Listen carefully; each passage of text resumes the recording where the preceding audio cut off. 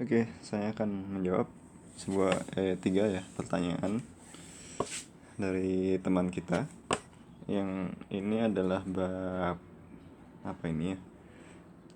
Rotasi mungkin ya, rotasi dan dinamika benda tegar atau benda partikel begitu ya.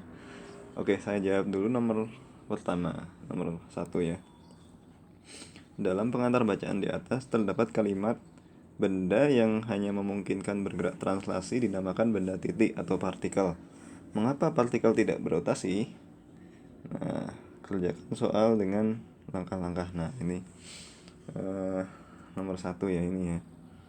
Ini yang ditanya, kan disuruh ada ditanya, diketahui, ditanya, sama dijawab. Sorry, diketahui dulu ya.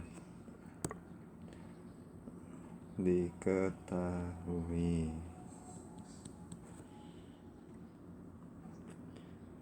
Ini yang diketahui benda yang hanya memungkinkan bergerak translasi dinamakan benda titik atau partikel. Benda partikel hanya dapat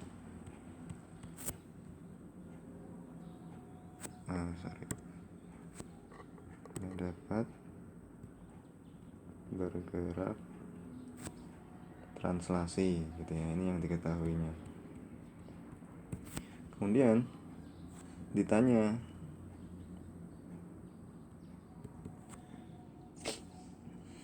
mengapa partikel tidak dapat berotasi?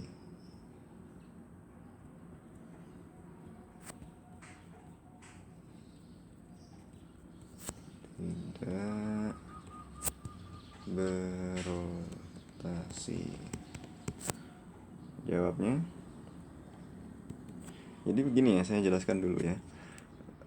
Kalau suatu benda itu berotasi, misalnya silinder pejal, dia berotasi terhadap sumbunya gitu ya, misalnya berotasi ke sana. Nah, ini bukan benda partikel ya, ini disebut benda tegar.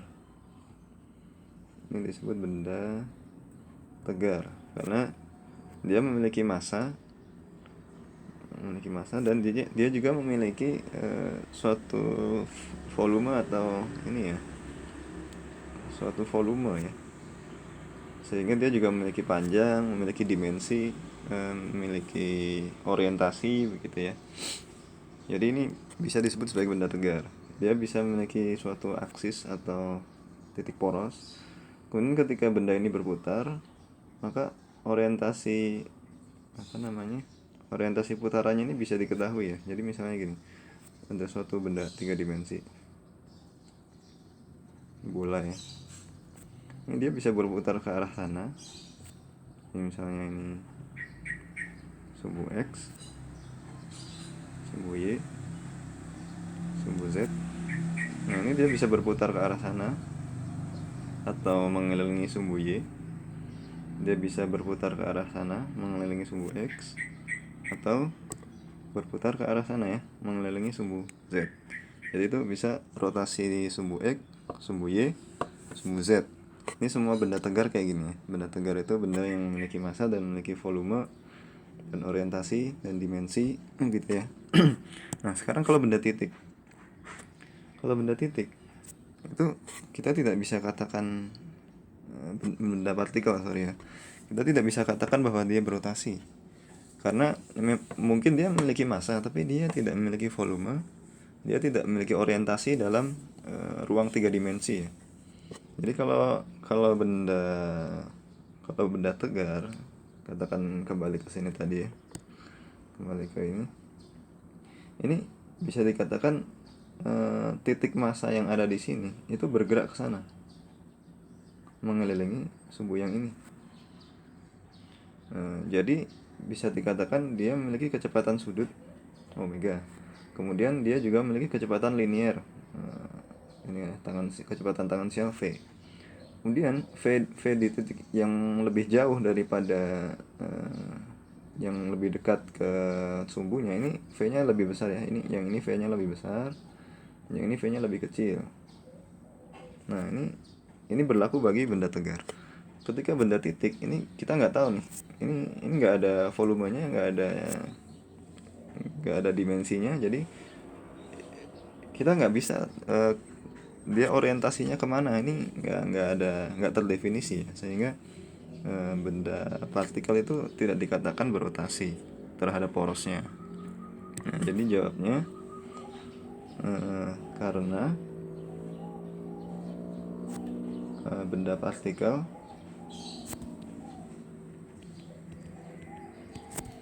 tidak memiliki orientasi dalam ruang 3 dimensi. Oke, ini nomor 1 ya. Kemudian nomor 2, benda memiliki massa 10 kg digantung dengan tali seperti pada gambar di bawah ini. Oke, itu sudutnya 53 derajat ya. Jadi kita tahu cosnya berapa, sinnya berapa. Kemudian disuruh menentukan tegangan tali T1 dan T2. Oke. Jadi kira-kira seperti ini ya gambarnya. Ini ada tembok atau langit-langit ya. Kemudian ini ada tali yang membentuk sudut 53 derajat. Sini ya. 53 derajat. Kemudian di sini juga ada yang membentuk sudut 53 derajat. Kemudian ini ada massa ya. Massa atau beban seberat 10 kg. Nah, ini ada T1. Sini ada T2. Nah, kalau tegangan tali itu ini ya, pasangan aksi reaksi ya sebenarnya. Makanya biasanya ditulisnya 2 panah seperti ini. Nah, oke, langsung saja kita jawab. Ini kan ada benda, berarti ada massanya, itu ada W-nya ya, sama dengan mg. Itu sama dengan 10 dikali, kita anggap G-nya 10 ya. 10 meter per sekuen kuadrat untuk memudahkan perhitungan. Nah, berarti W-nya adalah 100 Newton. Oke. Kemudian yang T1 dan T2-nya ini kita uraikan dulu. Nah, ini kan kalau ada 53 derajat di sini berarti ini ya. Berarti di sini 53 derajat juga ya. Kemudian yang di sini juga 53 derajat. Nah, oke, kita uraikan dulu yang T1-nya. Ini T1. Yang T1 yang arah sumbu Y-nya berarti T1 dikali cos ya. Karena kalau sudutnya di sini itu jadi cos. Ya, yang mengapitnya di sini kan jadi cos ya. Kali cos 53 derajat. Kemudian yang di sini T1 kali sin 53 derajat. Kalau yang T2-nya seperti ini. Nah, ini 53 derajatnya di sini ya. Kalau yang tadi di sini. Nah, ini T2. Ini T2 cos 53 derajat. Kalau di arah sumbu Y-nya T2 sin 53 derajat. Nah, di titik ini, saya sebut ini titik O ya. Di titik O itu berlaku sigma Fx sama dengan 0. Nah, sigma Fx-nya ini kan yang bekerja di sini hanya T1 yang arah X ini dan T2 yang arah X. Berarti T2 cos 53 derajat dikurang T1 sin 53 derajat sama dengan 0. Jadi yang ke kanan ini dianggap positif, yang ke kiri dianggap negatif ya. yang ke kiri negatif, yang ke kanan positif. Nah, oke. Kita tahu kalau dalam suatu segitiga ini 53 derajat, ini perbandingannya 3, 4, 5 ya. Berarti cos 53 derajat itu adalah 3/5 sin 53 derajat itu 4/5. Nah, oke. Jadi masukkan ke sini ya. T2 dikali cos 53 derajat 3/5 kali 3/5 dikurang T1 kali sinnya 4/5 ya. 4/5 sama dengan 0. Ini bisa kita coret dulu 5-nya untuk memudahkan. Jadi tinggal 3T2 kurang 4T1 sama dengan 0. Kita pindahkan ya.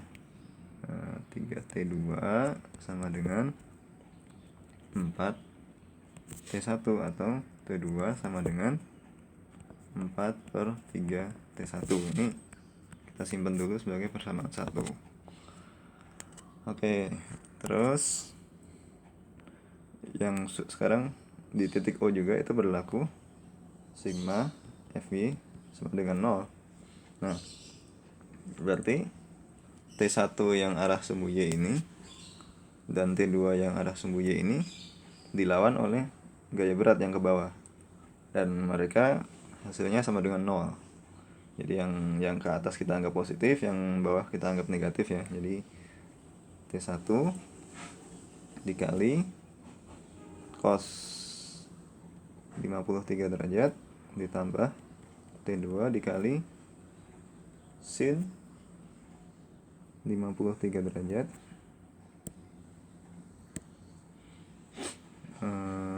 dikurang W nya langsung ya 100 ya, sama dengan 0. Kemudian T1 dikali cos 53 derajat tadi 3/5 ya. 3/5 tambah T2 dikali sin 53 derajat itu 4/5. 4/5 dikurang 100 sama dengan 0.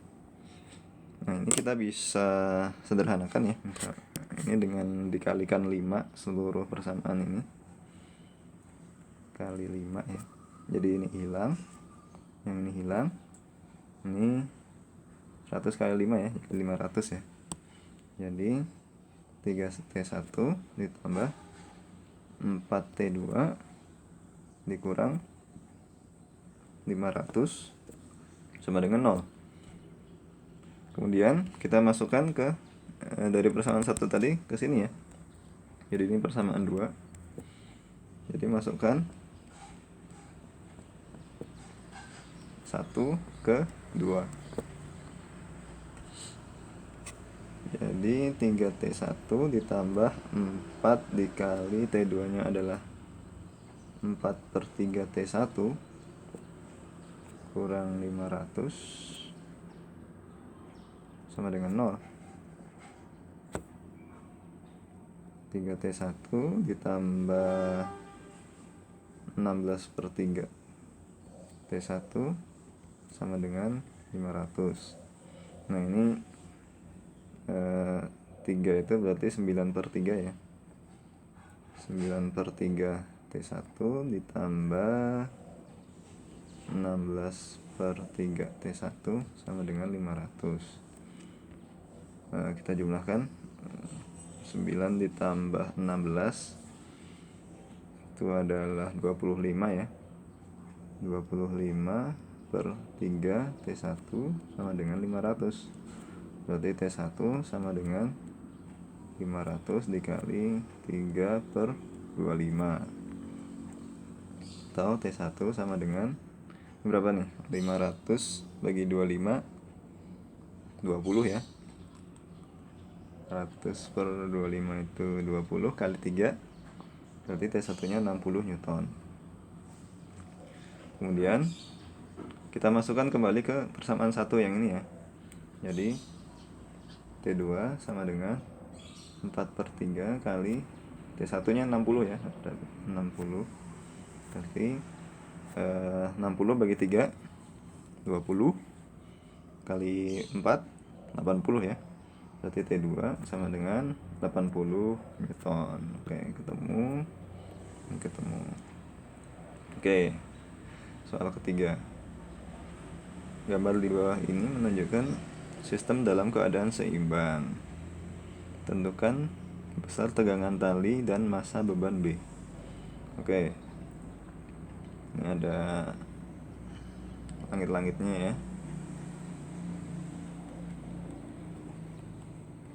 Kemudian ini ada sudut 37 derajat.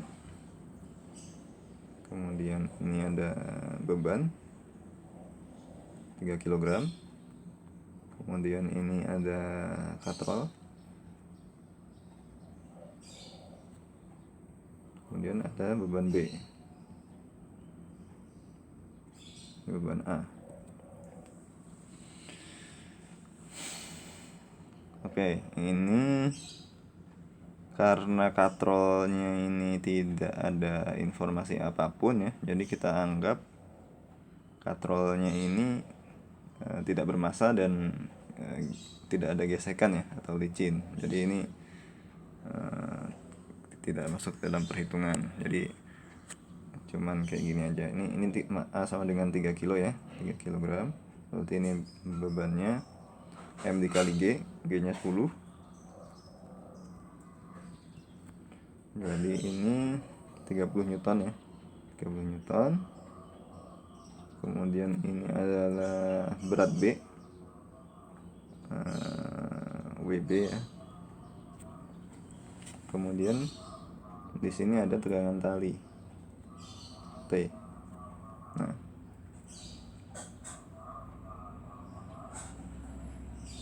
Nah, oke.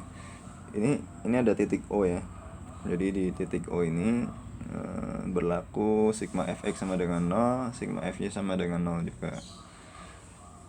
Nah, kalau ini tidak bermassa ya, katrolnya tidak bermassa, jadi ini WB ini diteruskan aja oleh tegangan tali ini. Jadi ini bisa dianggap ada WB yang ke sana. Jadi ini karena T aksen di sini itu sama dengan WB ya. Jadi dan ini tuh T ini adalah gaya aksi reaksi sepanjang tali ini. Jadi di sini bisa dikatakan ini ada WB juga di sini. Oke. Jadi di titik O ini sigma Fx sama dengan 0. Nah, kalau sigma Fx sama dengan 0, pertama kita uraikan dulu ya, T-nya ini berapa, ke arah sumbu X-nya berapa, ke arah sumbu Y-nya berapa. Oke, T arahnya ke sana. Ini T. Nah, ini kalau 37 derajat di sini, berarti di sini juga 37 derajat ya. Di sudut yang ini. Nah, ini 37 derajat nih. Nah, ini berarti Tx-nya ini adalah T dikali cos 37 derajat. Yang ini T dikali sin 37 derajat. Oke. Kalau 37 derajat itu kebalikan dari 53 derajat ya. Jadi segitiga seperti ini. Ini 37 derajat. Ini 3, ini 4, ini 5. Berarti cos 37 derajat sama dengan 4/5 sin 37 derajat sama dengan 3/5. Oke, sekarang kembali ke sini, ke sigma Fx sama dengan 0. Yang ke kanan positif, berarti WB kan, WB dikurang T yang arah sumbu X, T cos 37 derajat sama dengan 0. Artinya WB sama dengan T dikali cos 37 derajat, atau WB sama dengan cos 37 dari berapa? 4/5 ya. 4/5 dikali T. Oke, ini kita simpan dulu sebagai persamaan 1. Kemudian kita ke sigma F Y sama dengan 0. Nah, ini sigma Fy nya yang ke atas adalah tegangan tali yang arah sumbu Y ya. Jadi T sin 37 derajat. Kalau yang ke bawahnya hanya massa 30 Newton ya. Massa 3 kg atau beratnya 30 Newton. Jadi yang ke atas T sin 37 derajat dikurang, langsung aja ya, 30 Newton sama dengan 0. Berarti T dikali sin itu sin 37 derajat 3/5 ya. 3/5 dikurang 30 Newton sama dengan 0. Berarti 3/5 T sama dengan 30 Newton, atau T sama dengan 30 dikali 5/3 ya. Berarti T 30 bagi 3 10 dikali 5 jadi 50 Newton ya. 50 Newton. Nah, ini udah ketemu satu jawaban ya. T sama dengan 50 Newton. Kemudian kita masukkan ke persamaan 1 tadi. VB sama dengan 4/5 dikali 50. Berarti WB sama dengan 40 Newton. Nah, ini kita udah ketemu WB atau berat dari massa B ya. Tapi yang ditanyakan bukan berat ya, tapi massa ya. Jadi tolong bedakan antara massa dan berat ya. Kalau massa itu satuannya kilogram, kalau beban itu atau berat itu satuannya Newton.